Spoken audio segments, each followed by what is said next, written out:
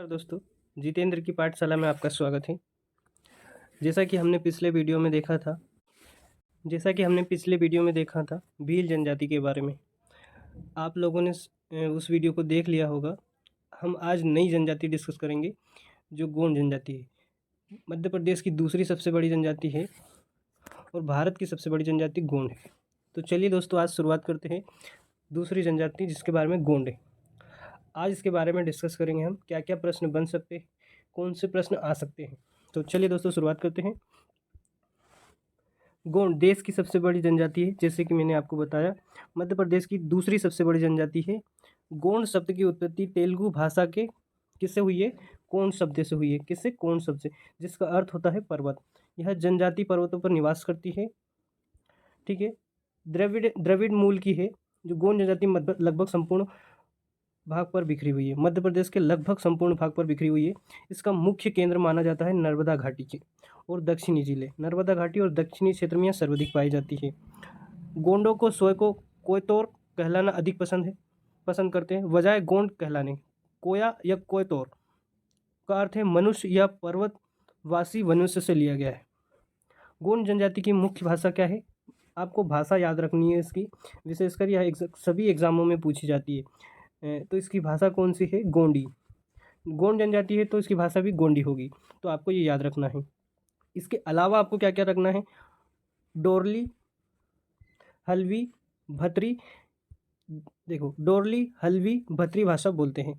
जहाँ गोंडी व डोरली द्रविड़ भाषा परिवार की भाषा है, वही हल्बी और भत्री इंडो आर्यन परिवार की भाषा है। बिल्कुल आपको ये याद रखने की जरूरत है। हलवा या भत्री इंडो आर्यन परिवार की भाषा है और गोंडी और डोरली द्रविड़ भाषा के परिवार की है। तो गोंड जनजाति अपने परंपरागत रीति रिवाजों व प्रथाओं के मामले में गोंड जनजाति की अनेक उपजातियाँ भी है। जो देखो, आपके उपजातियों से प्रश्न हमेशा पूछा जाता है, चाहे किसी भी एग्जाम में देख लो आप। मध्य प्रदेश लोक सेवा आयोग जितनी एग्ज़ाम लेता है उन सभी में यह प्रश्न पूछा जाता है। खासकर जो अभी मध्य प्रदेश में असिस्टेंट प्रोफेसर की एग्ज़ाम होने वाली है, उसमें भी जनजाति टॉपिक है, तो उसमें उपजातियों से क्वेश्चन बन सकते हैं। तो आपको उपजातियों के प्रश्न याद रखने हैं। जैसे कि अगरिया उपजाति है। अगरिया वह जनजाति है जो लोहे का काम करती है। इसकी दूसरी उपजाति है प्रधान, जो पूजा पाठ करती है। ओझा वो जनजाति है जो झाड़ फूक का काम करती है। मुड़िया, सोलाहस, नागरची। तो विशेषकर आपको अगरिया, प्रधान, ओझा ये याद ही रखना है। और मुड़िया, ये 16 भी आप याद रख सकते हो। इतनी उपजाति आपको याद रखना है।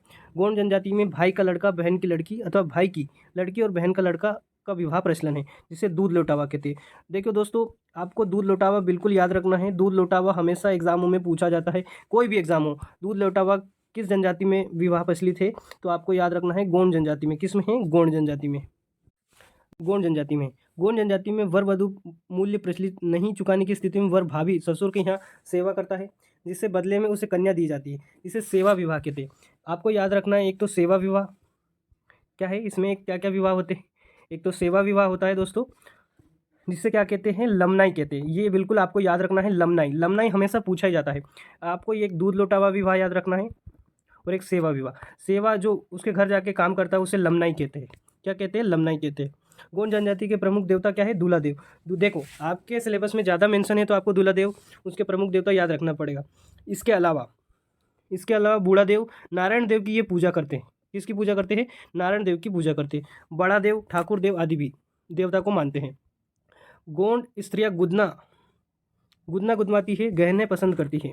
ये आपको याद रखना। गोंड जनजाति अपने भोजन में मांस आदि फल का, ये एग्जाम में नहीं आने का है तो आपको ये याद रखने की जरूरत नहीं है। इसकी खेती जो ये झूम कृषि, आपको एक प्रश्न आ सकता है, ये किस प्रकार की कृषि करती है? झूम कृषि करती है।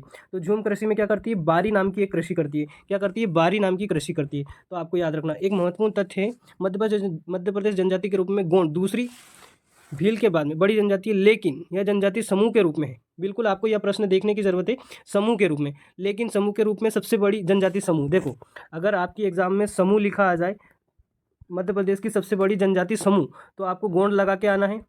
और अगर समूह नहीं आता है तो आपको भील लगा के आना है।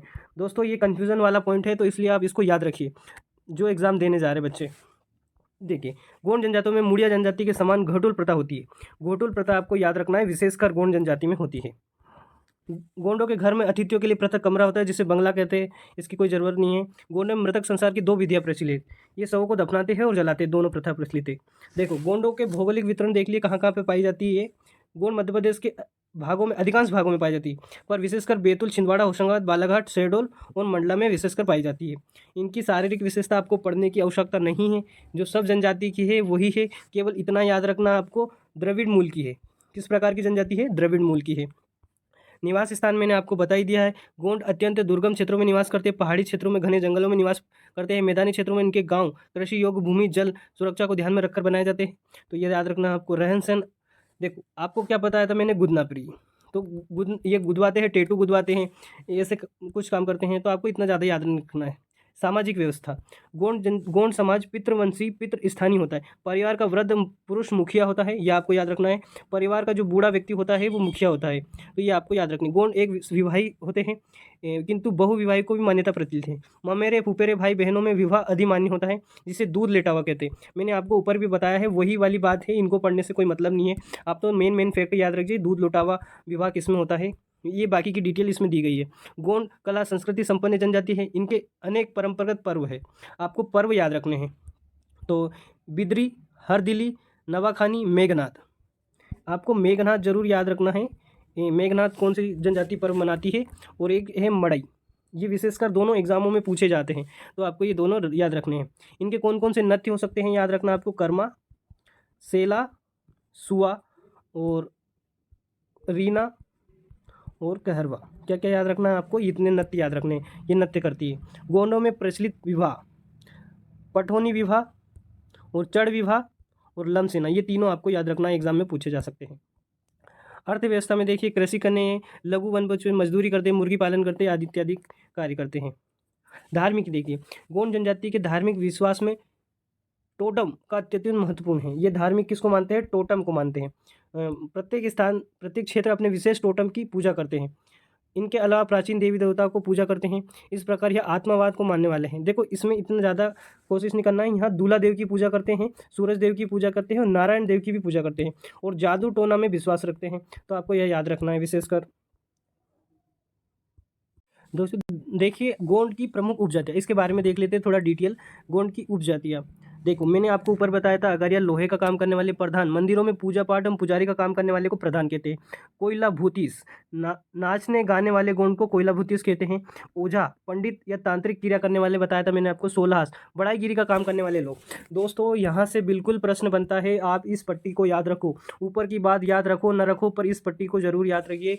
अगर यह प्रधान, कोयला भूतिस, ओझा और सोलहास, आपकी परीक्षा में इस टॉपिक से क्वेश्चन बन रहे हैं कि गोंड की उपजातियाँ कौन कौन सी, इनमें से कौन, जैसे कि प्रश्न आएगा आपके सामने कि गोंड की उपजातियां में शामिल नहीं है, तो आपको नहीं देखना है। अगर आपको ये 5 जातियां याद है तो आप आंसर लगा पाओगे, तो इसको याद करने की कोशिश कीजिए।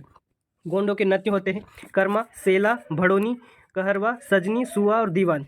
कुछ ये प्रमुख नृत्य हैं, इनको याद रखने हैं आपको। इनके कुछ पर्व है गोंडों के, जैसे इस बार पूछा जा सकता है, कुछ पर्व याद रखने हैं इनके, जैसे बिद्री, कर्मा, मड़ाई, हरदिली, छेरथा और मेघनाथ, इतने आपको पर्व याद रखने। दोस्तों गोंड जनजाति के 2 वर्ग हैं, इनको 2 वर्गों में बांटा गया है, तो आपको ये याद रखना है। राजगोंड, ये लोग भूस्वामी होते हैं, जिनके पास भूमि होती है उन्हें राजगोंड कहते हैं। धुरगोंड, यह साधारण गोंड होते हैं। क्या होते हैं? जिनके पास भूमि होते हैं वो बड़े लोग होते हैं, और जिनके पास कुछ नहीं होता है वो साधारण गोंड होते हैं, जिसे धुरगोंड कहते हैं। तो मध्य प्रदेश में दोनों पाए जाते हैं। तो दोस्तों ये देखिए, हमने आज गोंड जनजाति के बारे में डिस्कस किया। देखिए आपको उन प्रश्नों को देखना है, किस सेगमेंट पर आपको काम करना है। एक तो उपजातियाँ आपको विशेषकर याद रखनी है, किस क्षेत्र में यह जनजाति आती है, और इसके नृत्य क्या हो सकते हैं, इसके नृत्य याद रखने हैं आपको। विवाह याद रखना है इनका, ये किस प्रकार की खेती करती है आपको याद रखना है। तो 3-4 प्रश्न इससे बनेंगे। तो दोस्तों हमने आज गोंड जनजाति के बारे में डिस्कस कर लिया है। नेक्स्ट वीडियो में मैं अगली जनजाति के बारे में बताऊंगा।